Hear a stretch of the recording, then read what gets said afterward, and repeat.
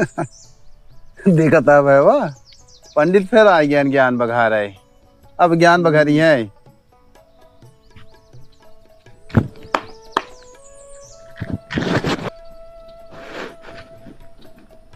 सही कहा था भैया, हमें तो लागत है पैदा ही बहन ज्ञान दे खातिर।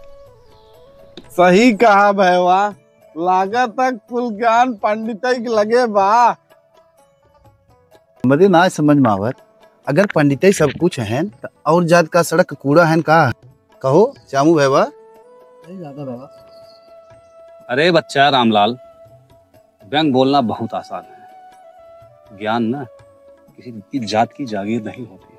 वाह वाह, पहले ज्ञान कमा फिर मंदिर के पुजारी बन जा, ताकि गांव की पहली थाली तुहार।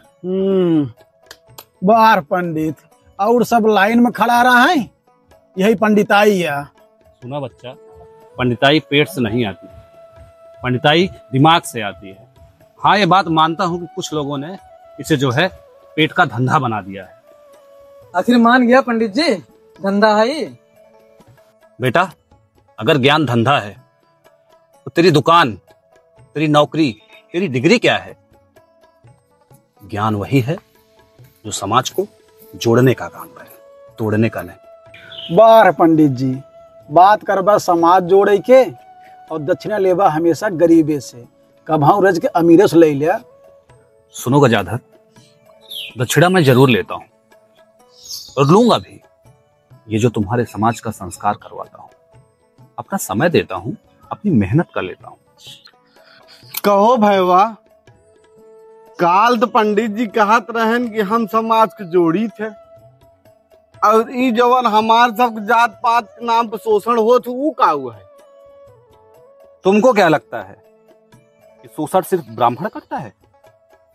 अरे ताकत जिसके भी पास होती है, शोषण वही करता है। अरे यकीन ना हो तो इतिहास उठाकर देख। वाह पंडित जी, जगत आवा पंडित जी तो ज्ञानी साथ साथ इतिहासकारों नहीं करिए। हंसी उड़ाना बहुत आसान है बेटा, पर ये जो जाति का जहर है ना, वो सबके भीतर है। लेकिन भगवान की नजर में सब बराबर है। अगर भगवान नजर बराबर रही तो बराबरी मांगना करी का पंडित जी? बोला पंडित जी। बराबरी कोई भीख नहीं है जो मांगने से मिलती है। बराबरी के लिए स्वीकार करना पड़ता है। कहो पंडित जी, हमें सब तू बराबर कब मन में? शादी विवाह में ब्राह्मण को बुलाते हो, जमीन पर बराबरी पे बैठाते हो, क्या वो बराबरी नहीं है? हाँ, कहाँ बराबर रही पंडित जी। अब बहुत कुछ मंदिर में जो ना कुछ जन ना जाए देता है। अरे गजाधर, अगर तुम्हारे घर के आंगन में कोई गंदगी लेकर जाएगा तो क्या तुम उसे जाने दोगे? हाँ? अरे पंडित, अपन गलती छुपाओ विधे चला जाता है। आओ बैठे।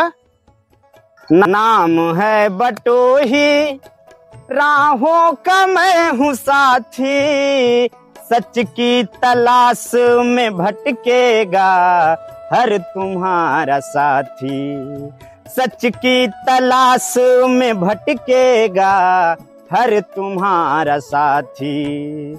जाति की दीवारों से ऊंचा, जाति की दीवारों से ऊंचा है विचारधारा, इस धरा पे इंसानियत की जाति ही सबसे ऊंची, इस धरा पे इंसानियत की जाति ही सबसे ऊंची।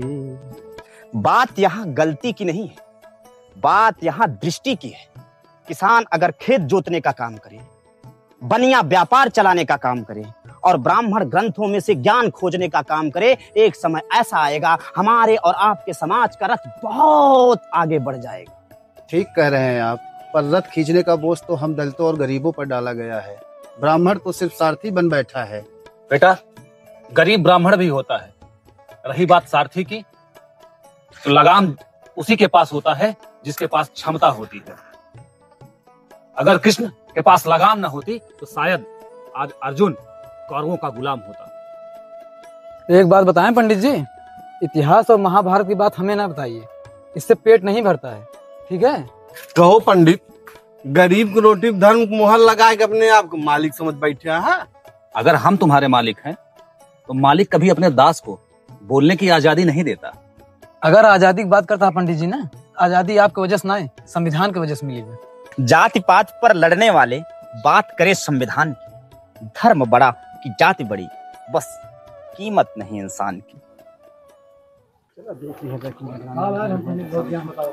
देखो पंडित का लड़का आ रहा है, इसके पुरखों ने हमारा हिस्सा खाया है, आज हिसाब बराबर करेंगे। पुरानियन किताबे बोझ हमारे ऊपर न डाला है, तो है पुरानियन अन्याय ना के हैं। हाँ, इसकी अकड़ अभी तक गई नहीं है, अब बताना पड़ेगा इसको कि हम क्या चीज हैं। अकड़ जाबा उन करे, ओकर लाइक पैदा भा है, जब तक जिए तब तक अकड़ रहे। अगर इसमें अभी भी इतनी ज्यादा अकड़ है तो सोच क्या रहा, मारो इसे, मारो इसको। रुक जाओ यार, तुम लोग आपस में इतना लड़ क्यों रहे हो? बात बताओ पहले। तुम कौन हो? हट जाओ यहाँ से। मैं कौन हूँ यही तो सोच रहा हूँ, जिस दिन पता पा जाऊंगा तुम्हें जरूर बताऊंगा। ज्यादा बकवास मत करो, ठीक है, वरना तुम्हें भी खत्म कर दूंगा। मुझे मार दोगे? मार दो, लेकिन एक बात सोच लेना, क्या मेरे खून से ये जमीन लाल होगी या तुम्हारी सोच? तुम हमें उपदेश दोगे? हमारे घाव बहुत पुराने हैं। अगर घाव पुराने हैं ना तो उस पर मरहम लगाओ, नमक मत छिड़को। नमक घाव को सड़ाता है, इंसान को बचाता नहीं। देख रहे हो भाइयों, हमें ज्ञान दे रहा है ये। अगर ज्ञान देना अपराध है, किताबें और स्कूल को जला दो, किसी अधेरे को पूछ लो तुम।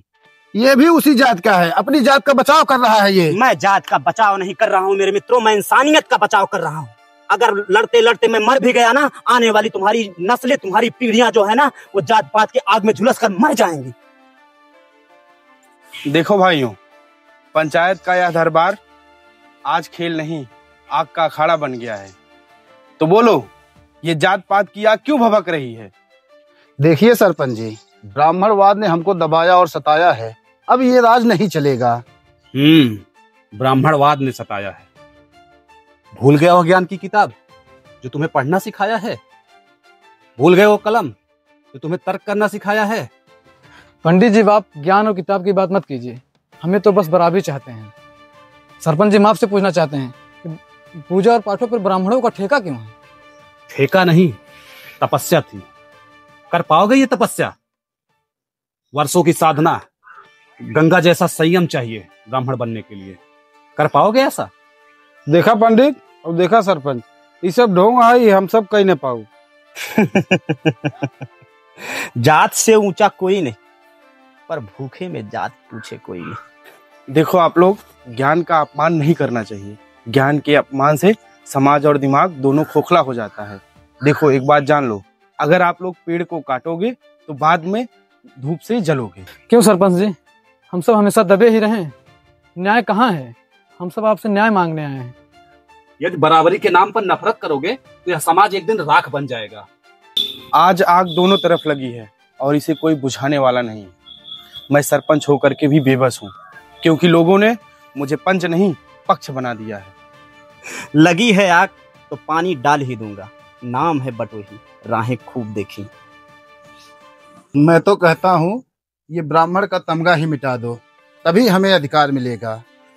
तमगा मिटाने से नहीं, ये दिमाग की ना मूर्खता मिटाने से बराबरी आएगी। सरपंच जी हम आज कुछ नहीं मानेंगे, हमें तो बस आज फैसला चाहिए। देखो भाइयों, फैसला आज खून से नहीं समझ से होगा, लेकिन दुर्भाग्य है कि आज कोई समझने के लिए तैयार नहीं। मेरे मित्रों, जब तुम लोग जात पात के नाम पर लड़ाई करते हो, असल में लाभ किसे मिलता है? असल में एक विशेष व्यक्ति को लाभ मिलता है। तुम्हें तो केवल खून के छींटे मिलते हैं, तुम्हें तो केवल टूटी हुई दोस्तियां मिलती हैं, तुम्हें तो केवल जली हुई बुझी हुई बस्तियां मिलती हैं। एक विशेष व्यक्ति को लाभ होता है। वह व्यक्ति आता है, मंच पे चढ़ता है, मंच पे चढ़ने के बाद अमर्यादित शब्दों का प्रयोग करता है किसी एक जात के लिए। वही उसी जात के पक्ष के दो चार लोग खड़े होकर के उस जात के पक्ष को अमर्यादित शब्दों का प्रयोग करते हैं। अमर्यादित शब्द यहाँ तक पहुंच जाता है, एक दूसरे की माँ बहन गाली तक पहुंच जाता है, लोग कटने मरने के लिए तैयार हो जाते हैं। उसी बीच मेरे मित्रों चुनाव आता है, नेता मंच पे नेता चुनाव लड़ता है, तो नेता चुनाव लड़ने के बाद चुनाव जीतता है। जब वह कुर्सी पे बैठता है, कुर्सी पे बैठने के बाद उसे जो कानून और नियम बनाता है, क्या आपके जातियों को बचाकर बनाता है? मैं कहता हूं जो कर और टैक्स की वसूली करता है, क्या आपके जाति को छोड़कर करता है? नहीं, भारत का संविधान सबसे बड़ा है, वो समानता का अधिकार देता है, सबसे वसूली करेगा। इसमें कौन था जो कह रहा था बार बार संविधान की बात करता है? संविधान के बारे में आप क्या जानते हो? हमारा संविधान एकता, अखंडता और संप्रभुता की बात करता है। हमारा संविधान कहता है आप एक हैं। अगर आप आपस में लड़ रहे हैं तो मैं आपसे पूछ रहा हूं कि हमारे भारत संविधान का मौलिक अधिकार कहाँ गया? हमारे संविधान का मौलिक कर्तव्य कहाँ गया? हमारे संविधान का जो आईपीसी की धाराएं हैं वो खत्म हो गई। कानून आप हाथ में लेंगे, आप लड़ेंगे, आप आपस में लड़ेंगे। हम निवेदन करते हैं यार, हम तो बटोही हैं, हम राहगीर हैं, अभी यहाँ से निकलेंगे कहीं और चले जाएंगे, लेकिन लड़ना बंद कर दीजिए। अगर मेरी बात आपके दिल को छू गया हो तो 2 शब्द मेरी सुन लीजिए। धनुष से छूटा हुआ बाण राह में कब तक ठहरता? धनुष से छूटा हुआ बाण राह में कब तक ठहरता? देखते ही देखते वह लक्ष्य को भेद जाता। लक्ष्य भेदी बाण हो तुम, ठहरने का काम कैसा? अरे मेरे मित्रों, जात पात खत्म किए, अब इस जिंदगी में विश्राम कैसा?